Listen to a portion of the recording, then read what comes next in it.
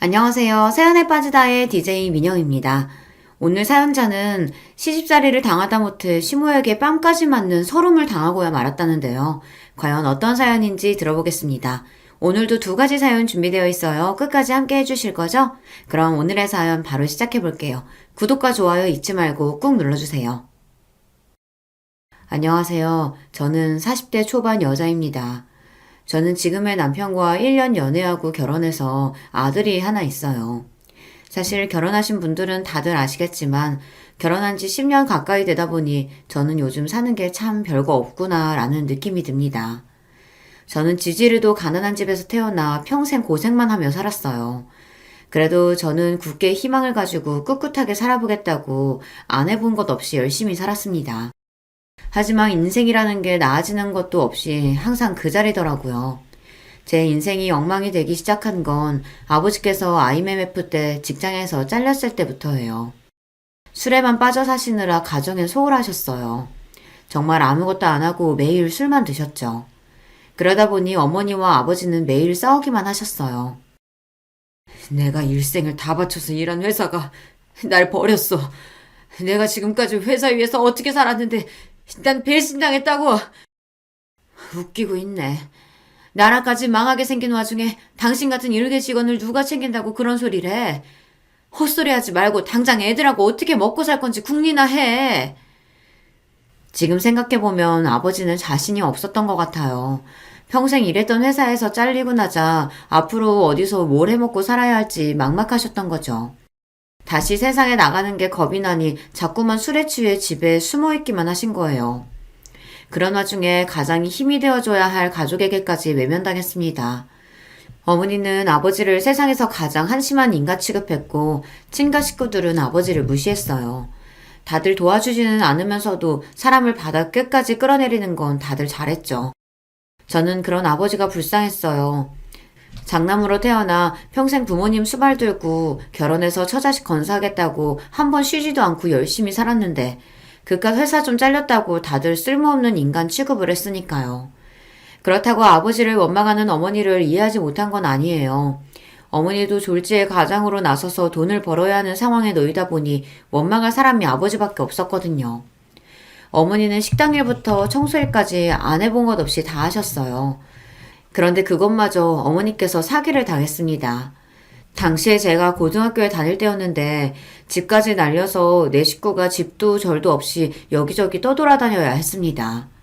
오빠는 대학을 휴학하고 도망가듯 군대에 입대했고 아버지는 어머니와 대판 싸웠고 집을 나가 소식이 끊겼습니다.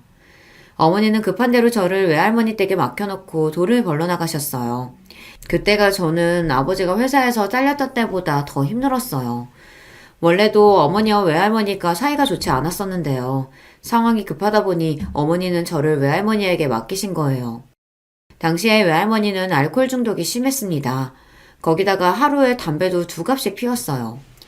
외할머니는 동네에서 작은 술집을 했었는데 주인인 외할머니가 손님들보다 술을 더 많이 마셨어요. 거기다가 가게 문을 닫고 들어오면 술에 취한 채로 저에게 온갖 막말을 퍼붓습니다. 그러게 그놈 면상에 영 돈이 붙어있지 않다고 결혼하지 말라고 그렇게 말렸는데 자기가 좋다고 부모한테 허락도 안 받고 홀라당 시집가 버리더니만 이제 와서 지가 급하니까 새끼를 나한테 보내? 외할머니는 원래부터 아버지를 좋아하지 않았어요. 엄마가 결혼하겠다고 아버지를 데리고 왔을 때부터 마음에 들지 않아 결혼을 반대했답니다. 어차피 할머니도 혼자 사는데 불쌍한 소녀 좀 키워주면 어때서 그래요? 내가 할머니 밥도 차려주고 빨래도 하고 설거지까지 해주잖아요. 솔직히 할머니도 내가 있으니까 더 좋지 뭐. 외할머니에게 매일 구박을 받으며 살다 보니 언제부턴가는 저도 면역이 생겨 웬만한 말에는 상처도 잘 받지 않았습니다.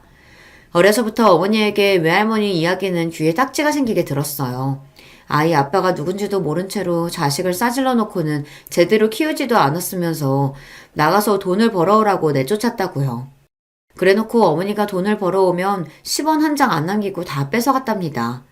심지어 저에게도 매일 나가서 돈을 벌어오라는 소리를 했어요. 너는 19살이면 이제 애도 아니구만.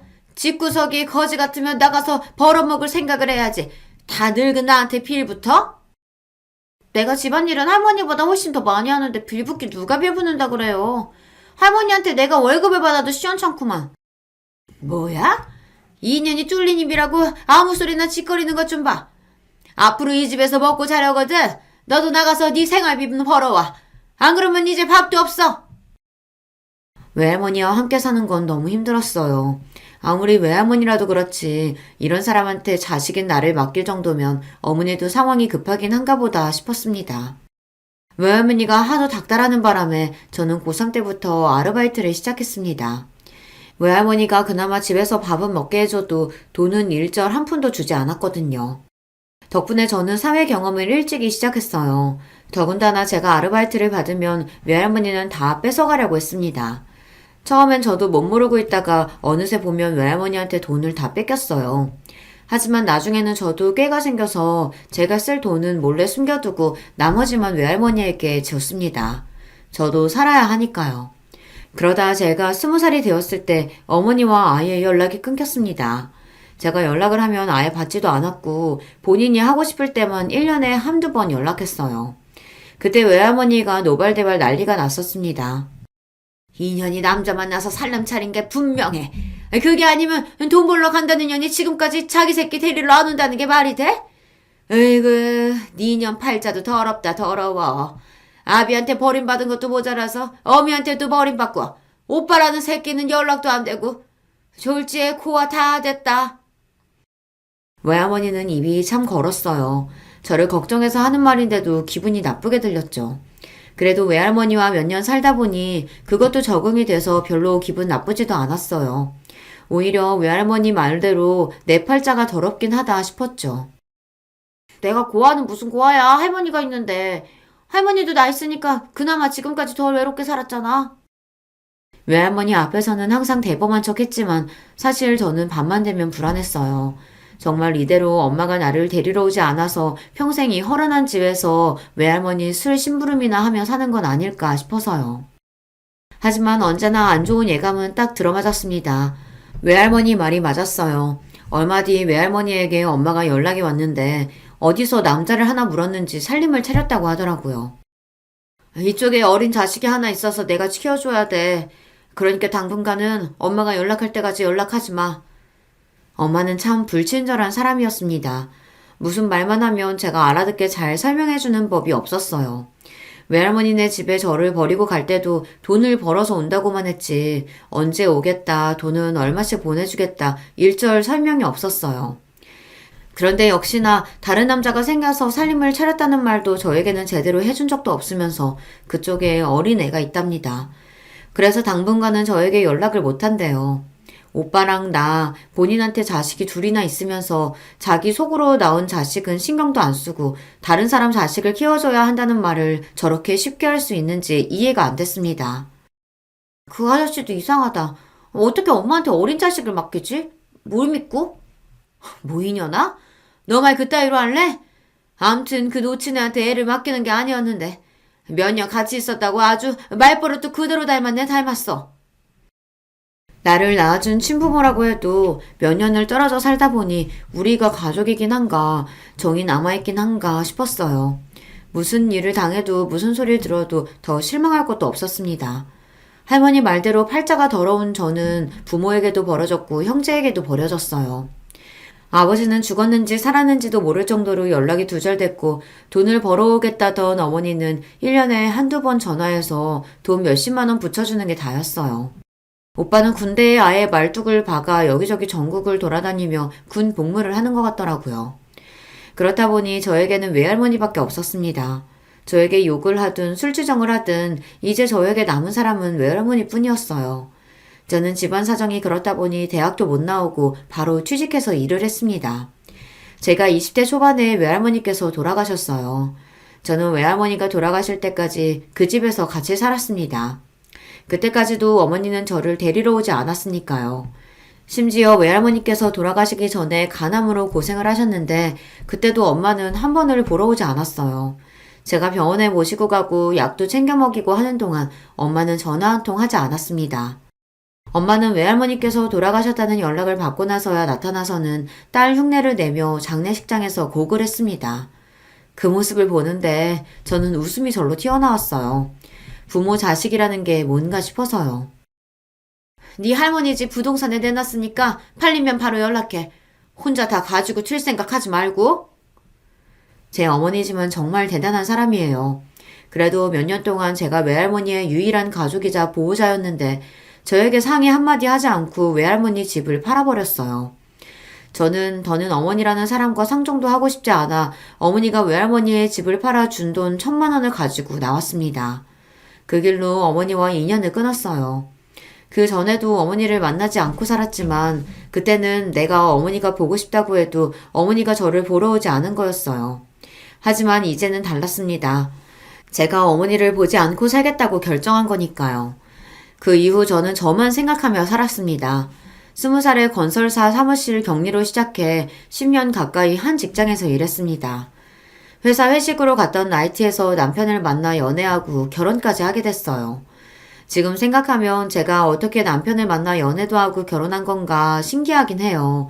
제가 20대 때 나이트를 그렇게 많이 다녔어도 괜찮은 남자를 만난 적이 없었는데 남편은 명문대를 나와 대기업을 다니고 있었어요. 처음엔 나이트에서 만났으니 거짓말인가 싶었는데 나중에 연락처를 주고받고 낮에 만났더니 진짜 명문대 출신의 대기업 다니는 게 맞더라고요. 저와 남편은 둘 다 콩깍지가 씌어 죽고 못 살다 만난 지 1년 만에 결혼했어요. 그래도 결혼할 때 제가 모아놓은 돈이 좀 있어서 시댁에 욕먹지 않을 정도로 준비해서 결혼을 했습니다. 시댁에 부모 없이 자란 애라는 티 내고 싶지 않아 부족한 거 없이 다 준비해서 결혼했거든요. 사실 제 팔자에 지지로 고생만 하다 평생 결혼도 못하고 살 줄 알았는데 그래도 30대 초반에 남편을 만나 결혼도 하고 자식까지 낳았습니다. 이 정도면 그래도 잘 버티고 살았다 싶은데 제 인생은 그렇게 호락호락하지가 않더라고요. 시댁이 또 보통이 아니에요. 시부모님이 지방에서 꽤 크게 공장을 운영하셔서 경제적으로는 어렵지 않았습니다. 그렇다고 재벌도 아니에요. 그런데 시어머니는 제가 남편보다 여러 면에서 부족하다고 생각하셨어요.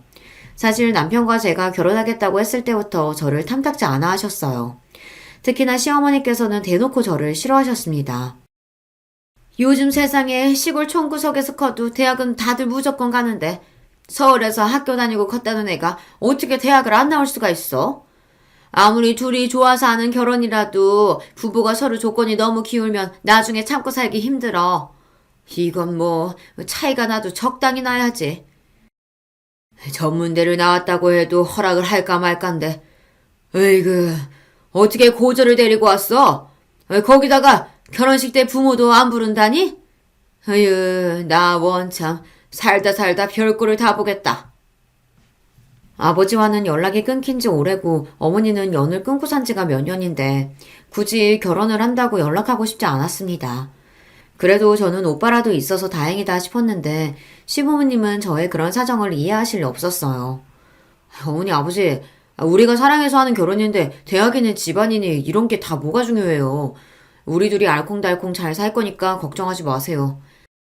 네 어머님 아버님 제가 많이 부족하지만 그만큼 남편 내조 잘하면서 열심히 채우면서 살게요. 그때까지는 보통의 시댁이면 충분히 할 수 있는 말이라고 생각했습니다. 사실 제가 생각해도 남편보다 제가 많이 부족한 사람이니 현실은 인정하고 그만큼 남편에게 잘하고 살면 나중에는 시부모님께서도 인정해 주실 거라 생각했어요. 사실 부모님과 일찍이 떨어져 가족의 사랑이라고는 느껴본 적이 없이 살다 보니 저는 시부모님에게 사랑받은 며느리가 되고 싶었어요. 이렇게 해서라도 단란한 가정의 품에서 안정감을 느끼고 싶었습니다. 그런데 제 팔자가 어디 그런가요? 전생에 나라를 팔아먹어도 몇 번을 팔아먹었는지 아무리 노력해도 시부모님의 마음을 얻을 수가 없었어요.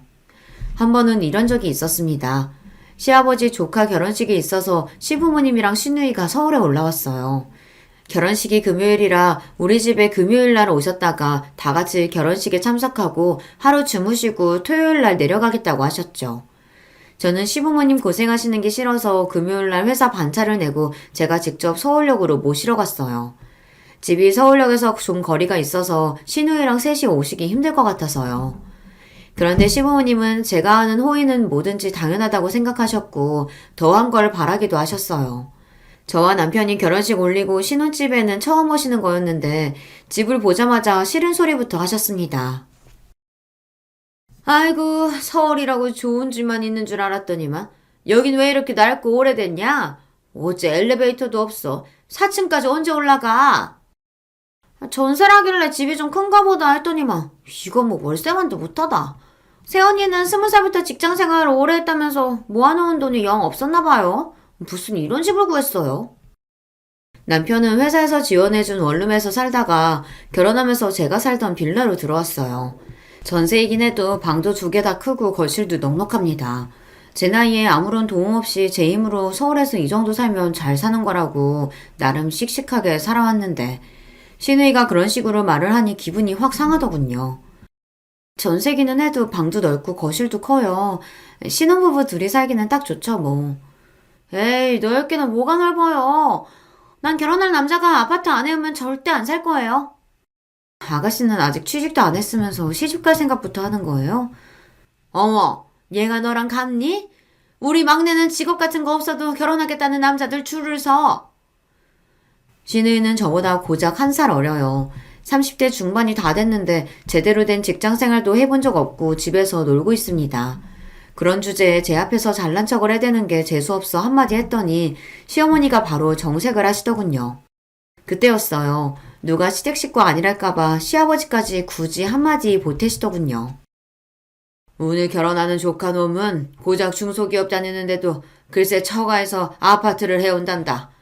에휴, 우리 아들놈은 명문대 나와서 남들은 꿈도 못 꾸는 대기업에 들어가는데도 이런 낡아 빠진 전세나 살고 있으니 나완 참 속상해서. 시아버지는 저를 쏘아보시며 혀까지 끌끌 차셨습니다. 순간 저는 스스로가 비참할 정도로 자존심이 상했어요. 사람을 앞에 두고 저런 소리까지 하실 줄은 몰랐거든요. 거기다가 시어머니는 집안을 여기저기 둘러보시면서 연신 잔소리를 하시더니 침대에 벌러덩 누우며 이내에 뜬금없는 소리를 하셨어요. 아이고, 집이라고 코딱지만 해서 앉을 데도 없네. 나 이제 무릎 아파서 더는 못 내려가니까 새아기 네가 나가서 돈 좀 찾아와라. 축의금하게 100만 원 후딱 찾아와. 저는 오시는 길에 축의금을 안 찾아서 저에게 찾아오라는 소리인 줄 알고 알겠다고 하고 기다렸습니다. 카드든 통장이든 뭐든 주실 것 같아서요. 그런데 가만히 서 있는 저를 보더니 시어머니가 갑자기 호통을 치셨어요. 어머 얘 좀 봐. 너 지금 나더러 축의금 내라고 기다리고 있는 거니? 네가 해온 것도 없이 맨몸으로 들어왔으면은 이런 거라도 네가 알아서 준비해야지. 에휴, 애가 눈치도 없고 센스도 없고. 그때까지도 저는 시어머니께서 무슨 소리를 하시는 건가 싶었어요. 며느리인 제가 시아버지 조카 결혼식에 가는 거야 그렇다 치지만 시부모님 축의금까지 왜 제가 내야 하는 건가 의아했거든요. 저희는 따로 축의금 준비했는데 어머님 아버님이랑 같이 해야 하는 건가요? 저는 정말 몰라서 물어본 겁니다. 저와 남편은 따로 30만 원 축의금을 준비해뒀는데 이걸 시부모님이랑 합쳐서 내라는 이야기인가 싶어서요. 언니 정말 너무 답답하다. 왜 그렇게 말귀를 못 알아들어요? 우리 축의금도 언니가 준비하라는 거잖아요. 시누이의 말에 저는 순간 뒷덜미가 욱신거릴 정도로 황당했습니다. 그때였어요. 결혼식에 가기 위해 역시 반차를 내고 집에 돌아온 남편이 시부모님과 제 상황을 보고 분위기가 아무래도 이상하니 무슨 일이냐고 물었어요. 그러자 시어머니께서 하시는 말씀이 기가 막혔습니다. 네 처가 시집 오면서 해온 게 뭐가 있니? 꼴랑 몸뚱이만 들고 들어왔는데 집에 이런 행사 있을 땐 자기가 알아서 우리 축의금까지 좀 낼 수 있는 거 아니야? 내가 나가서 100만 원 찾아오라고 했더니 저렇게 모르는 척 정색을 하고 있다.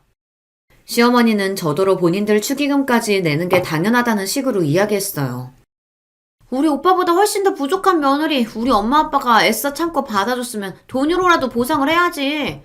세연이는 왜 그렇게 생각이 없어요? 저는 순간 너무 황당해서 어안이 다 벙벙했어요. 더군다나 더 기가 막혔던 건 남편의 태도였습니다. 축의금 준비 못했으면 말을 하시지. 그걸 왜 이 사람한테 그래요. 자기야, 나랑 같이 나가서 돈 찾아오자. 잠깐만 기다리세요. 금방 다녀올게요. 남편은 마치 제가 잘못하기라도 한 것처럼 연신 눈빛을 보내며 나가자고 했습니다. 남편은 결국 은행 가서 100만 원을 찾았어요. 그러면서 한다는 말이 가관이었습니다. 내가 우리 부모님한테 어떤 아들인지 자기도 알잖아. 내가 너무 귀하고 아까워서 그러시는 거니까 자기가 조금만 이해해줘. 나는? 나는 귀하고 아깝지 않아? 아무리 당신들 자식 귀해도 나는 남의 자식인데 이렇게 함부로 대하시면 안 되지. 남편의 말에 서러움이 폭발한 저는 눈물이 펑펑 쏟아졌습니다. 제가 대학을 못 나오고 부모가 없다시피 자란 게 제 잘못도 아닌데 이토록 무시를 당할 일인가 싶어서요.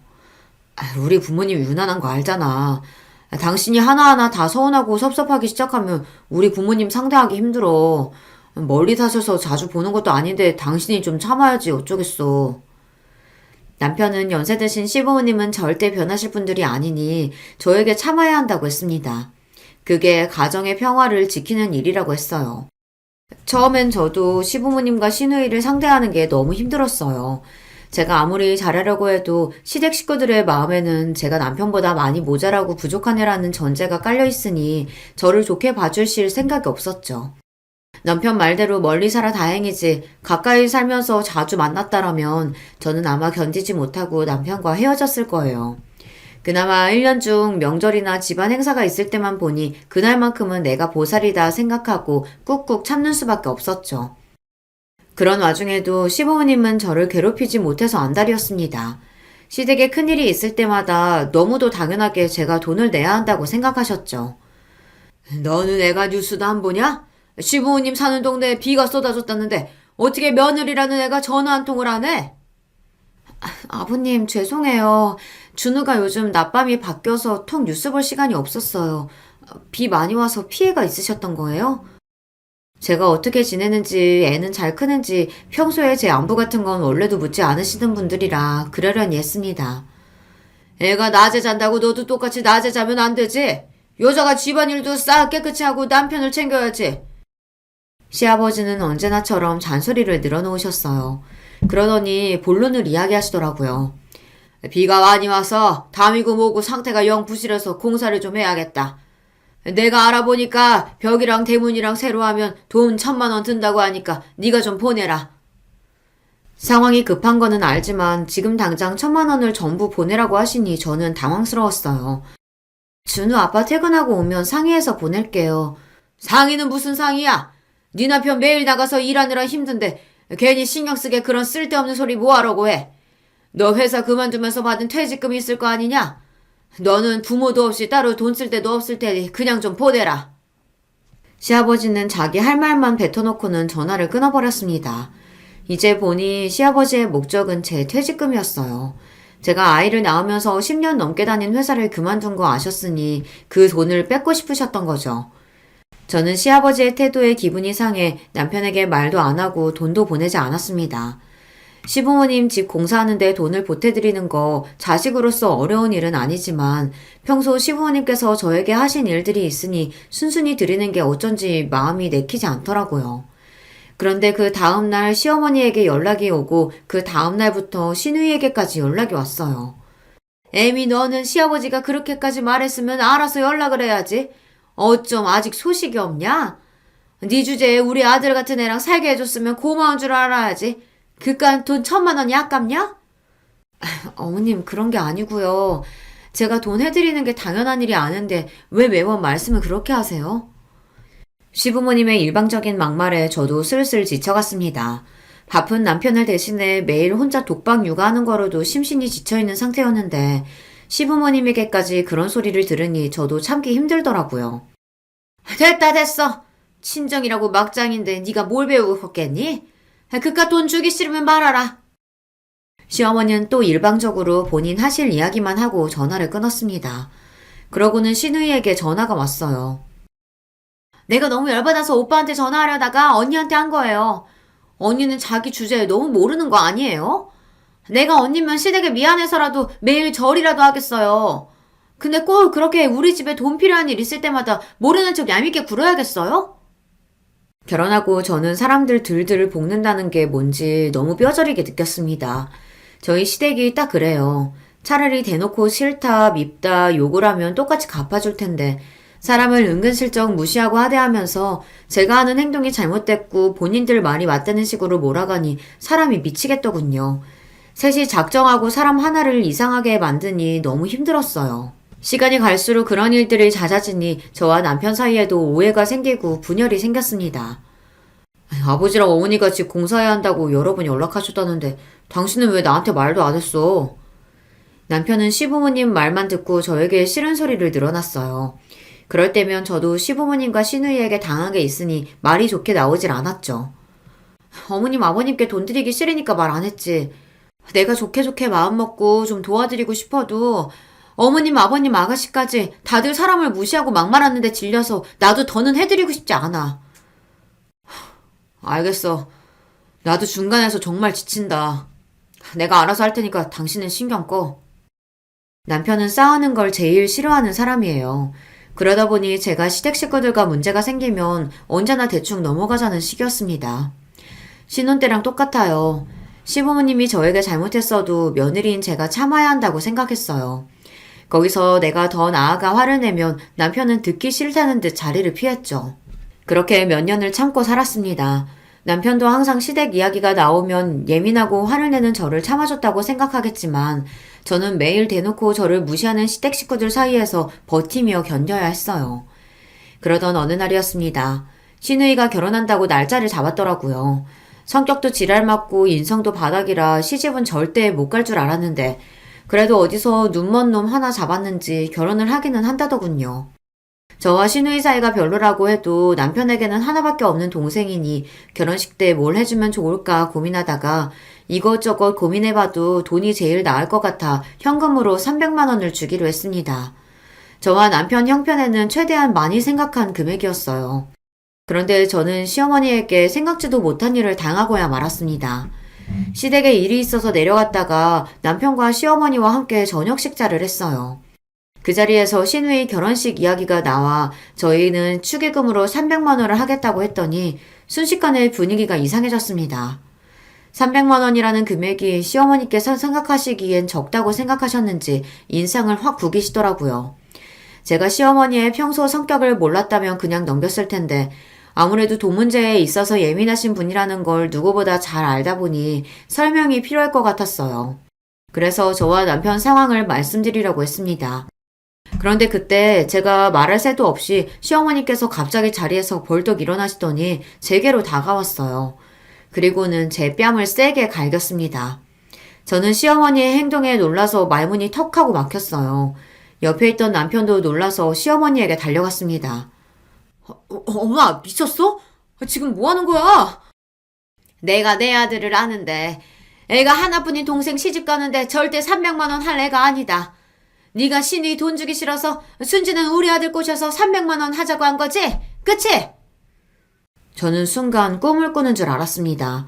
그렇지 않고서야 어떻게 시어머니라는 사람이 며느리 뺨을 때릴 수 있겠어요. 제가 남편과 결혼해 사는 동안 시어머니에게 별의별 소리 다 듣고 살았지만 살다 살다 뺨까지 맞게 될 줄은 정말 상상도 못했습니다. 시어머니는 우리 집 사정도 잘 알지 못하며 300만 원이 적다고 생각했나 봐요. 그 순간 알겠더군요. 제가 가지지 못했던 안정적인 가족이란 평생 노력해도 갖지 못하겠구나. 내 팔자가 원래 이 모양인 거구나 싶었어요. 그렇게 정신을 차리고 보니 더는 이대로는 살 수 없겠다는 결론에 이르더군요. 저는 곧바로 남편에게 다가갔습니다. 그러고는 남편에게 이혼하자고 선언했어요. 나 이런 취급까지 받으면서 더는 당신 아내로 못 살겠어. 우리 이혼해. 제 입에서 이혼이라는 단어가 나오자 시어머니가 기가 차다는 듯 콧방귀를 뀌었어요. 그러더니 한다는 말이 가관이었습니다. 어이씨구, 네 주제에 나한테 뺨 좀 맞았다고 감히 내 아들한테 이혼 소리를 먼저 해? 네가 아주 정신이 나갔구나. 시어머니는 뻔뻔해도 너무 뻔뻔했습니다. 며느리 뺨을 때리고도 미안한 줄을 몰랐어요. 정신 나간 건 어머님이죠. 어떤 미친 시어머니가 며느리 뺨을 때려요. 지금까지 어머님이 저에게 무슨 짓을 해도 우리 아들 생각해서 꾹 참고 살았어요. 그런데 더는 안 되겠어요. 난 무슨 일이 있어도 이혼할 거니까 그런 줄 알아. 저는 남편에게 이혼을 선언하고 식당 문을 박차고 나올 생각이었습니다. 제 마음은 어느 때보다 진심이었으니까요. 남편과 사는 10년 동안 별의별 일이 다 있었지만 저는 아들 하나만 바라보며 꾹 참고 살았어요. 제가 어릴 때부터 부모 없이 자라다 보니 제 아들만은 저와는 다르게 살길 바랬거든요. 경제적으로 부유하지 않아도 화목한 부모 아래서 안정적으로 살기만을 바랬는데 그게 이렇게 힘들 줄은 몰랐습니다. 아무리 그래도 이건 아닙니다. 제가 시어머니에게 손찌검을 당하면서까지 지켜야 하는 건 어디에도 없어요. 제 자식이 귀한 만큼 저 스스로도 소중하니까요. 그때였습니다. 제가 이혼을 선언하고 시어머니와 실랑이를 벌이는 사이 순식간에 표정이 바뀐 남편은 잔뜩 상기된 표정을 지으며 시어머니에게 다가갔어요. 그러더니 한다는 소리가 놀라웠습니다. 엄마, 진짜 왜 이러는 거야? 내가 준호 엄마한테 함부로 하지 말라고 몇 번이나 이야기했잖아. 준호 엄마니까 나랑 살아주는 거라고. 어머머? 얘 말하는 것 좀 봐? 네가 어디가 어때서 그런 소리를 해? 전혀 저거 아니어도 너랑 살겠다는 여자 줄을 섰어. 걱정하지 마. 착각은 자유하지만 시어머니는 단단히 착각하고 있었어요. 제가 남편과 이혼해서 남편이 이혼남이 되더라도 여자들이 줄을 설 거랍니다. 그 정도로 현실 감각이 없었어요. 엄마 때문에 준호 엄마가 나랑 못 살고 이혼하겠다는 거잖아. 나 준호 엄마 없이는 절대 못 사니까 엄마가 얼른 사과해. 안 그러면 나도 앞으로 절대 엄마 안 봐. 남편이 그렇게 나올 줄은 몰랐는데 갑자기 시어머니에게 언성을 높였어요. 그러더니 저에게 사과 안 하면 시어머니와 아예 인연을 끊겠답니다. 그 순간 저는 남편이 웬일인가 싶어 어안이 벙벙했습니다. 놀라운 건 거기서 끝이 아니었어요. 남편이 제 손을 꼭 잡더니 시어머니에게 한 번 더 소리를 질렀습니다. 준호 엄마가 꼬셔서 축의금 300만 원 하는 거 아니냐고? 엄마, 준호 엄마 아니었으면 나 수중에 돈 10만 원도 없어. 그나마 준호 엄마가 있어서 300만 원이나 축의금 할 수 있는 거라고.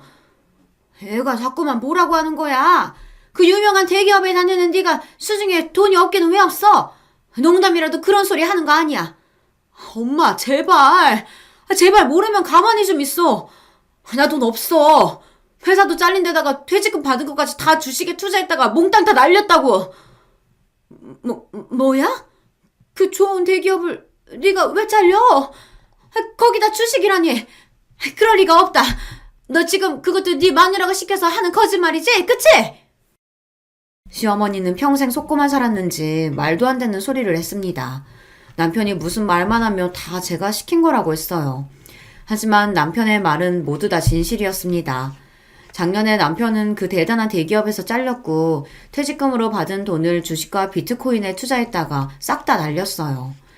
남편은 시댁 식구들의 자랑입니다.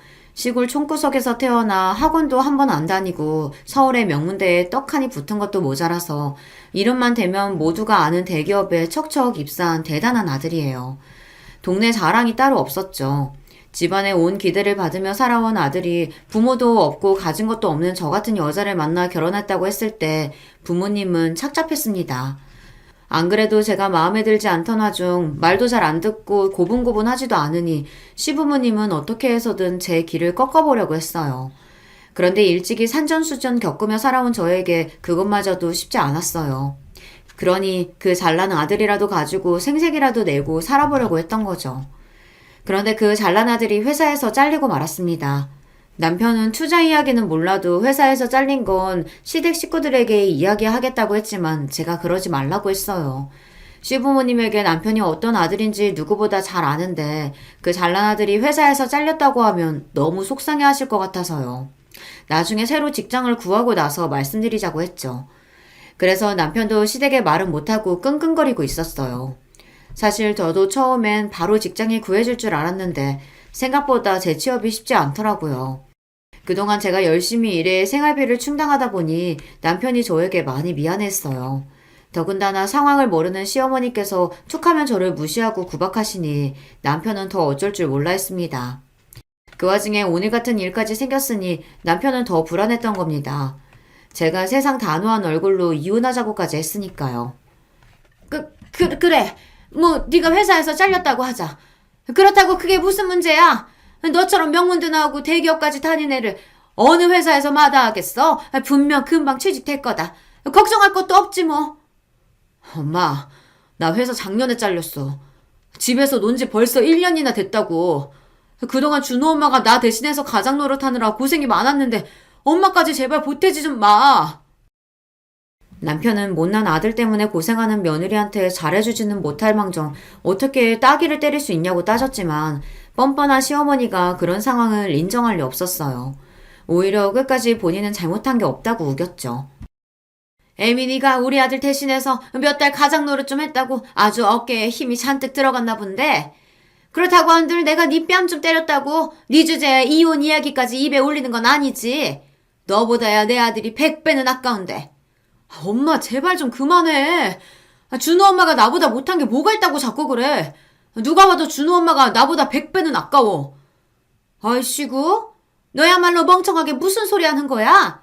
너는 명문대 나와서 대기업까지 다니데다가 멀쩡히 부모가 둘 다 살아있잖아. 근데 네 마누라 봐라. 고졸인 것도 기가 막혀 죽겠는데 부모라고는 죽었는지 살았는지도 모른다잖아. 어디서 굴러먹다가 왔는지 알게 뭐니? 또 저 소리였습니다. 이쯤 되니 제가 대학도 나오고 부모님도 멀쩡히 옆에 계셨다면 시어머니가 저를 대하는 태도가 달랐을까라는 생각부터 들더라고요. 저는 똑같이 김진하고 똑같이 남편의 아내인데 제가 좀 부족하다고 해서 이런 소리까지 들으며 사는 게 맞는 건가 싶어서요. 시어머니는 어디서 못되게 말하는 법을 배우기라도 하는 건지 말을 밉살맞게 참 잘합니다. 말만 잘하면 뭐해요. 눈치가 없는걸요. 준호 엄마가 부모가 없기는 왜 없어.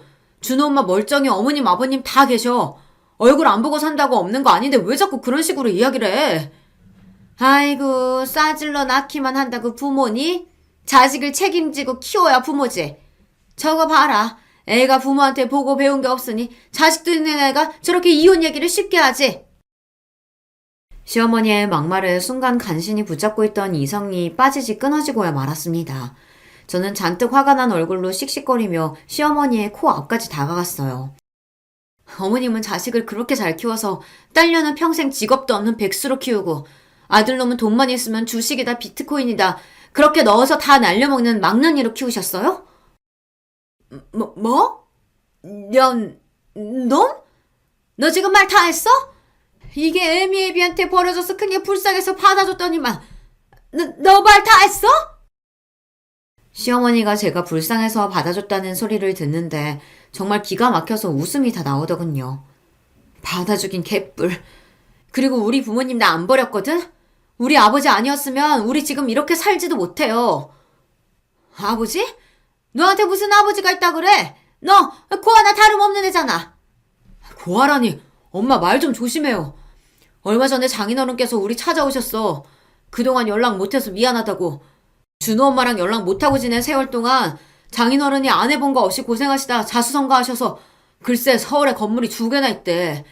이번에 나 회사 잘리고 돈도 다 날려서 전세금 올려줄 돈도 없었는데 장인어른이 바로 주셨다니까? 뭐야? 건물이 2개? 너 그게 사실이야? 정말 너희 장인이 나타났냐고? 남편의 말은 다 사실입니다. 얼마 전 아버지가 제 앞에 나타나셨어요. 저 자식을 버리고 집을 나가버렸던 아버지는 한시도 저와 오빠를 잊은 적이 없답니다. 몰래서라도 돈을 벌어 저희 앞에 나타나겠다고 다짐하셨대요. 그게 20년 가까이 걸리신 거예요. 20년이라는 긴 기간 동안 아버지는 하루도 쉬지 않고 열심히 일했답니다. 공사장, 인테리어 현장, 몸으로 하는 일이란 일은 다 하면서 기술을 배웠대요. 그러다 잘 알게 된 부동산 투자회사 대표와 동업을 해서 성공을 이뤘대요. 그 덕분에 서울 한복판에 건물을 2개나 올렸답니다. 그제야 저와 오빠 앞에 나타날 명분이 생겼다고 생각한 아버지는 수소문을 해서 저와 오빠를 찾아내셨어요. 그래서 얼마 전에 오빠와 남편 그리고 저와 함께 아버지는 오랜만에 만나 회포를 풀었습니다. 당시에 남편이 취직도 안 되고 돈도 다 널려서 형편이 좋지 않을 때였는데 주인이 전세금까지 올려달라고 해서 답답하던 차였어요. 은행에 대출을 알아보러 한창 다닐 때라 아버지와 식사 자리에서도 은행에서 걸려온 전화를 받았었는데요. 제 상황을 알게 된 아버지께서 대출받을 필요 없다고 그 자리에서 바로 돈을 보내주겠다고 하시더라고요. 저는 괜찮다고 제가 알아서 하겠다고 여러 번 이야기했지만 아버지는 더 완강하게 이야기하셨어요. 내가 평생 너희한테 아버지 노릇 못하고 살았는데 이렇게라도 갚을 수 있으니 얼마나 다행이니. 그리고 내가 왜 그동안 그렇게 힘들게 벌어서 건물부터 샀는데 다 지금까지 고생만 하고 산 너희한테 물려주려고 그런 거다. 앞으로는 돈 걱정하지 말고 살아. 이 아버지가 다 알아서 해줄게. 사람이라는 게 참 간사해요. 아버지가 제 앞에 나타나기 전까지는 항상 부모님을 원망하면서 살았는데 시부모님께 구박을 당할 때마다 내가 멀쩡한 부모가 있었다면 이런 취급은 안 받고 살았을 텐데 싶어서 항상 미워하고 원망했습니다. 그런데 몇십 년 만에 나타난 아버지가 번듯하게 사는 모습을 보여주며 앞으로 돈 걱정은 하지 말라고 하시니 어쩐지 마음이 든든하고 한시름 났다라는 느낌마저 들더라고요. 그런 집안 사정을 시어머니에게 이런 식으로 말하려고 했던 건 아니지만 시어머니가 자꾸만 선을 넘으며 몰상식하게 구시니 저도 참을 수가 없었습니다. 그런데 간사하게는 시어머니도 마찬가지였어요. 바로 조금 전까지만 해도 제 주제가 어떻고 하시면서 뺨까지 내리치신 분이 제 아버지 이야기를 듣더니만 순식간에 180도 달라지더라고요. 그런 사정이 있었으면 나한테 말을 하지 그랬어. 우리가 뭐 남인가? 아버지가 건물이 2개나 있으시면 나중에 아들하고 딸한테 하나씩 물려주시겠네. 그치? 사람이 어쩜 저렇게 염치가 없을 수가 있죠. 다른 걸 다 떠나서 사람이 양심이라는 게 있으면 제 앞에서 어떻게 아버지 건물 이야기를 하실 수 있을까 싶었습니다. 애미, 너 아까 이혼 이야기 꺼낸 건 괜히 나랑 네 남편 겁주려고 해본 말이지? 그치? 너희가 왜 이혼을 하니? 우리 준우 생각도 해야지. 시어머니는 정신이 나간 게 분명합니다. 만약 시어머니가 정말로 우리 준우를 생각했다면 그동안 저에게 그렇게 하시면 안 됐어요. 저는 시어머니와 단 1분 1초도 얼굴을 마주보고 싶지 않았습니다. 아니요, 어머니, 진심이에요. 어머님이 제 시어머니인 이상 더는 준우 아빠랑 못 살아요. 제가 뭐가 부족하다고 직업도 없고 돈도 없는 저런 남자랑 살아요. 저 이혼할 거예요. 저는 단호하게 이야기했습니다. 남편과 헤어질 거라고요. 사실 남편이 직장 생활에 불만을 가지고 투덜거리다가 잘리게 됐을 때도 주식과 코인으로 돈을 날렸을 때도 저는 이혼 생각은 해본 적이 없어요. 저희 부모님은 매일 돈 때문에 싸우는 모습을 자식에게 보여주다가 결국은 헤어지셨기 때문에 그게 자식에게 얼마나 아픈 상처인지 알아요. 그렇다 보니 저는 자식에게 저와 똑같은 상처는 주고 싶지 않았습니다. 가족이란 서로에게 힘든 일이 생겼을 때 돕고 의지할 수 있는 존재여야 한다고 생각했으니까요. 그래서 저는 남편에게 힘든 일이 생겼을 때 제가 돕고 의지가 되어주면 된다고 생각했어요. 그렇게 버티고 살다 보면 분명히 좋은 날이 올 거라고 기대했거든요. 그런데 제 기대는 산산이 부서졌습니다.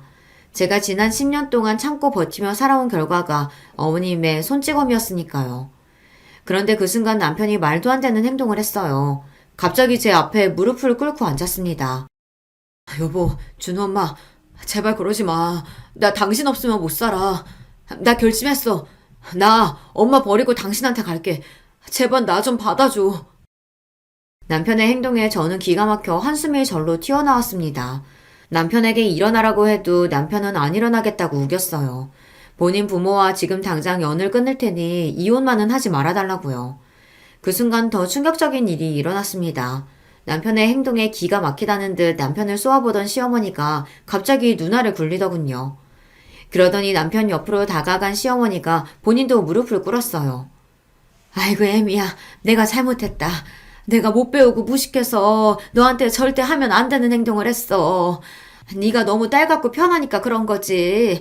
설마 내가 진심으로 무시해서 그랬겠어? 가족끼리는 원래 다 그러면서 친해지는 거야. 너 그럼 네가 좀 이해해줘. 순간 조금 전 먹은 음식을 다 토해낼 뻔했습니다. 생각지도 못했던 시어머니의 태도에 소름이 돋아 정말 속이 다 메스꺼렸어요. 바로 10분 전까지만 해도 사람을 개무시하고 제 뺨까지 때렸던 사람이 어떻게 저렇게 바뀔 수가 있죠. 저런 모습을 보고 나니 저는 더 화가 치밀었습니다. 저는 그 자리에 도저히 있을 수가 없어 아무 말도 하지 않은 채 식당을 나와버렸어요. 그러고는 바로 집으로 돌아왔습니다. 그 이후 어떻게 됐냐고요? 저는 아직도 이혼 소송 중입니다. 저는 집에 돌아오자마자 남편에게 이혼 소장을 보냈어요. 남편도 남편이지만 시어머니의 소름 돋는 행동 앞에서 다시는 시어머니의 얼굴을 보고 싶지 않았거든요. 반년 넘게 소송을 하면서 사실 저는 많이 지쳤어요. 저는 남편에게 이혼 소정을 보내자마자 아버지에게 연락해 아들과 함께 아버지 집으로 들어갔습니다. 아버지는 제 상황을 들으시더니 본인이 오히려 더 미안해 하셨어요. 내가 그렇게 엉망으로 살지만 않았으면 너한테 이런 일은 없었을 텐데. 이 아버지가 못나서 미안하다. 아버지에게 그런 이야기를 드리려고 한 건 아니었는데 본의 아니게 아버지를 속상하게 만들고 말았습니다. 그래도 아버지는 제가 이혼하겠다고 하면 응원해 주시겠다고 했습니다. 이혼하고 아버지와 함께 살면 되니 걱정하지 말라면서요. 저는 그런 아버지가 든든했습니다. 지금까지 살면서 부모든 남편이든 누구에게도 의지하며 살아와 본 적이 없었는데 이제라도 저에게도 비빌 언덕이 하나쯤은 생긴 것 같아 마음이 놓이더라고요. 하지만 남편은 아직도 이혼 생각이 없답니다. 소송 중 내내 이혼에 합의할 생각이 없다면서 저와 아들을 되찾고 싶어 해요. 여보, 나 취직했어. 대기업은 아니지만 그래도 경력적으로 들어간 거라 이제 당신이랑 우리 준우 내가 보살필 수 있다니까? 앞으로는 부모님이랑도 연 끊고 당신 말만 들으면서 살 거니까 제발 돌아와줘. 법원에서 만나기만 하면 남편은 저에게 절절히 고백을 합니다. 앞으로는 주식이든 비트코인이든 일절 신경 끄고 살 테니 믿어달라고요. 그런 모습을 보면 사실 저도 흔들려요. 남편이 철이 좀 없긴 해도 결혼 생활을 하는 동안 저와 아들에게 잘했거든요. 아들도 남편이랑 헤어져 있으니 많이 보고 싶어 하고 불안해합니다. 외할아버지네 집이 크고 넓어서 좋기는 하지만 아빠가 보고 싶대요. 저는 요즘 고민이 많습니다. 이대로 계속 소송을 하면서 이혼을 고집하는 게 맞는 건가 싶어서요. 남편이 시부모님이랑 인연을 끊고 저와 살겠다고 하는 말을 믿고 사는 게 맞는 걸까요? 제 욕심에 남의 집 부모와 자식 간의 인연을 끊어놓는 게 맞는 건지 모르겠어요. 그렇게 다시 합쳐서 산들 우리가 잘 살 수 있을까 걱정이 되기도 하고요. 여러분의 생각은 어떠세요?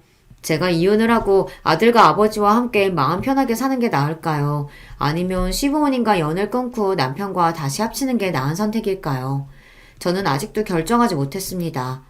저도 제가 이렇게 우유부단한 인간인지 몰랐어요.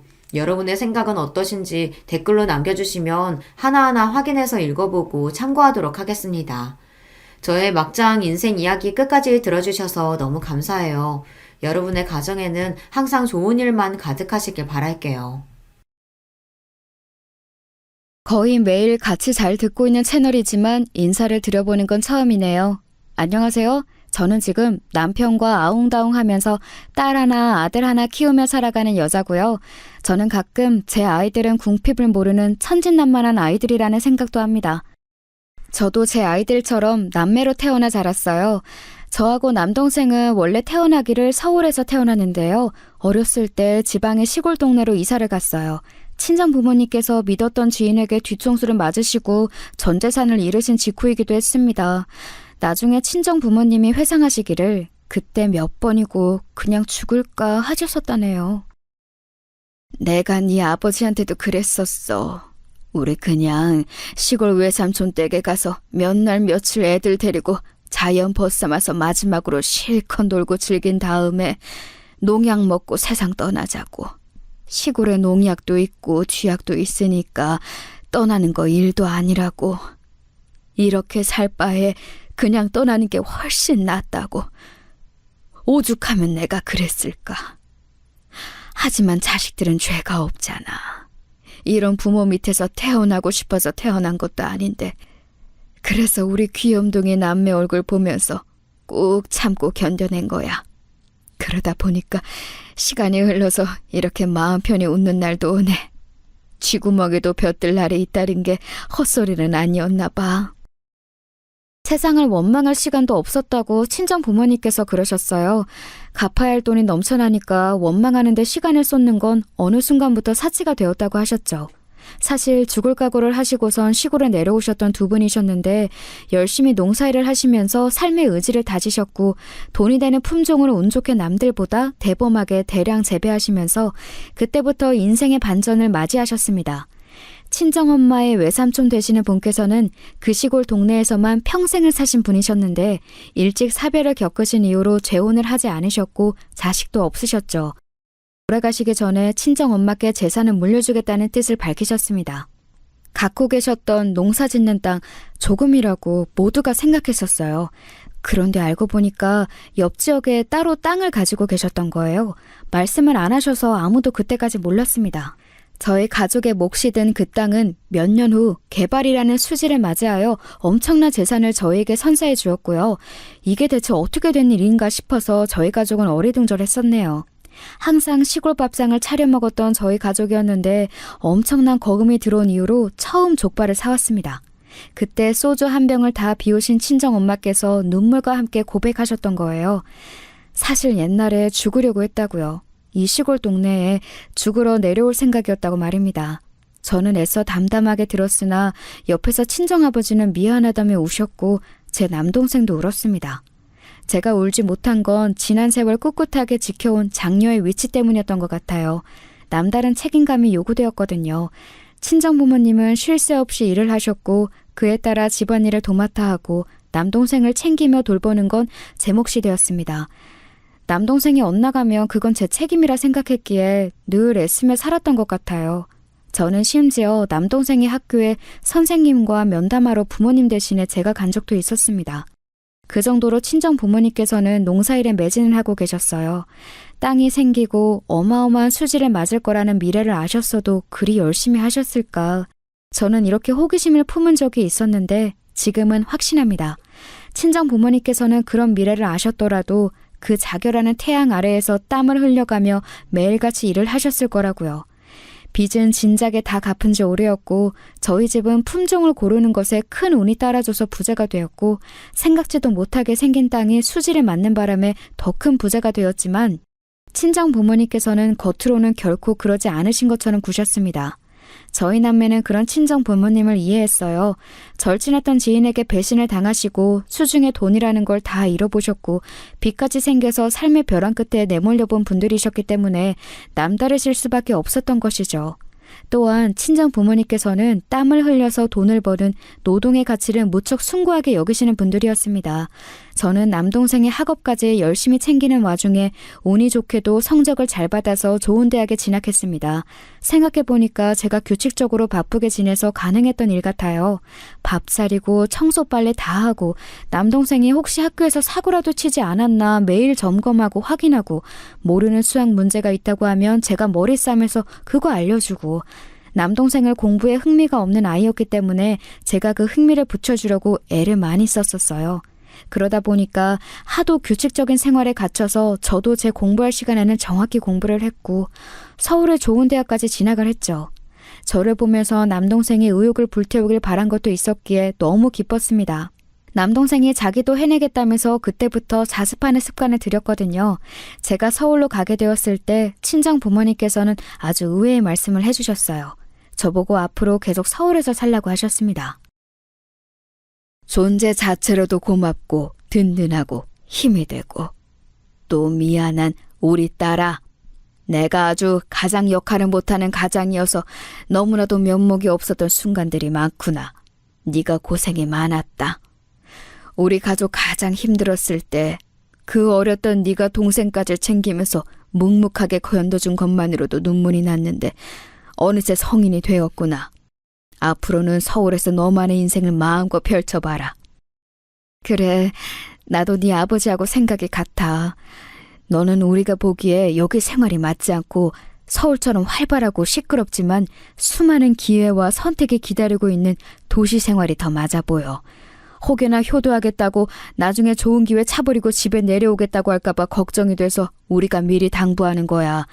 우리가 앞으로 체력 관리 든든하게 하면서 나중에 태어날 손주들이 다 자라서 결혼하는 그날까지 버텨볼 거니까 너는 여기 일은 아무 걱정 말고 너 하고 싶은 공부, 너 가고 싶은 직장, 네가 만나고 싶은 남자 이런 거 다 이루면서 살아. 우리가 뒤에서 받쳐줄 테니까. 알았지? 우리 딸? 저는 두 분께서 이렇게나 살가운 분들이셨나 싶은 마음에 그때는 좀 얼떨떨했던 것 같아요. 제가 집에서 동분서주하면서 노력해온 것들 솔직히 친정 부모님께서 모르시는 줄 알았어요. 그런데 다 알고 계셨더라고요. 성인이 된 딸을 위해 앞으로 어떤 지원이든 해주겠다고 말씀하신 든든한 부모님을 둬서 행복했습니다. 그리고 정말 부끄럽게도 그날에서야 저는 유심히 친정 부모님의 모습을 들여다보았어요. 그때 알았죠. 친정 부모님께서 또래의 다른 분들보다 최소 10살 정도씩은 나이가 들어 보이시는 것을 말입니다. 아직 그러실 나이도 아닌 것 같은데 왜 그렇게 흰머리는 나셨던지. 그동안 친정아버지의 머리는 원래 친정엄마께서 손수 잘라주신 것도 깨달았습니다. 그리고 친정엄마께서는 가끔 외지에서 시골에 봉사활동을 오면 그때 미용봉사를 받아 머리를 손질하셨고요. 아무리 시골이라지만 유행과는 한참 먼 두 분의 옷들도 그렇고 친정 부모님께서는 지난 세월 조금의 사치도 하지 않으셨죠. 미용실 가는 돈도 아까워하셨으니까요. 저는 그런 두 분의 모습을 가만히 오랫동안 제 눈에 담았습니다. 친정엄마께서는 당신의 외삼촌께서 돌아가시기 전에 그 댁에 걸어두셨던 가온 액자를 저희 집으로 가져오셨었는데요. 거기에는 정직, 겸손, 절제가 적혀 있었습니다. 저는 친정 부모님의 모습을 본받아 두 분이 유지를 받들 듯 지키시고 있는 그 가온을 저 또한 지키기로 하였어요. 누나로서 동생에게 늘 모범을 보여왔으니 제가 사치하지 않고 소탈하게 잘 살면 남동생도 따라할 거라고 믿었고요. 저는 서울에서 열심히 공부하며 살았습니다.